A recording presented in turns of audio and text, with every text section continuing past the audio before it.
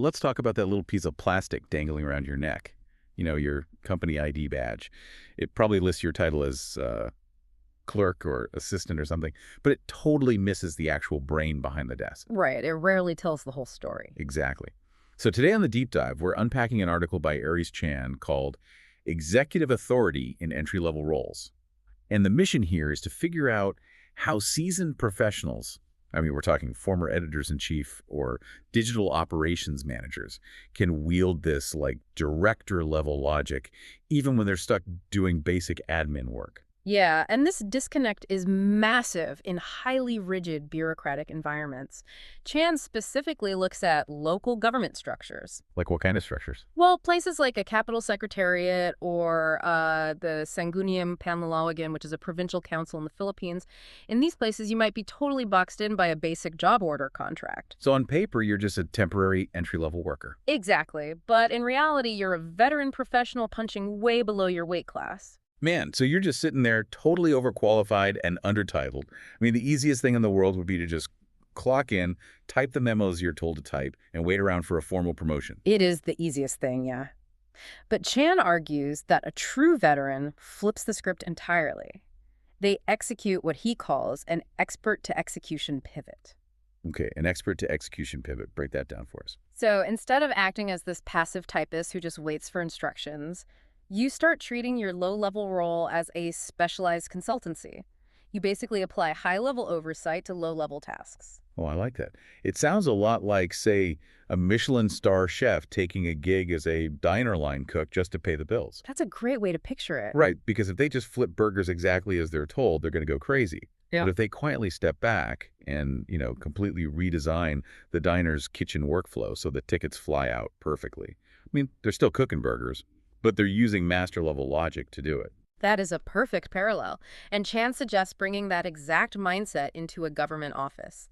You treat a standard secretariat like a fast-paced newsroom. A newsroom? How so? Well, you audit the flow of information before it ever reaches the higher-ups. You apply editorial precision to internal memos. Wait, practically speaking, though, how does an entry-level clerk redesign a whole workflow without getting yelled at by their boss for overstepping? By killing the dreaded revision loop. In a normal setup, a clerk types a document, sends it up to the board members, right? It's standard procedure. But then the board spots some glaring political nuance that was missed, and they kick it back down. And the document just bounces back and forth for days. Ah, I see. Because a standard clerk, or even like an automated software program, is just checking for spelling and grammar. They don't know the wider context. Precisely. They lack the institutional awareness. But our veteran chef reads it and says, wait, this phrasing contradicts a policy from last month. So they catch the intent and the political risk before the document even goes up the chain. Exactly. You are quietly protecting the office from looking incompetent. Hold on, though. I have to push back here.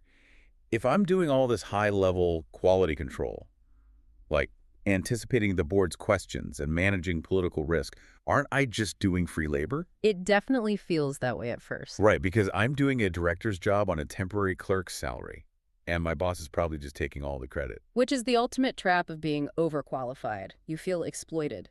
But Chan frames this differently. He calls it building a silent resume. A silent resume. Okay, I'm intrigued. Yeah, so you aren't storming into your supervisor's office demanding a title change or aggressively seizing authority. Instead, you consistently produce work at a director's standard. Which I guess inherently shifts the gravity in the room. It does. When you start preventing crises before they even happen, your influence naturally outgrows your job title. People notice. So it's about making yourself the functional center of the office. People just start coming to you because they know you fix things. Right, and you fix things they didn't even know were broken.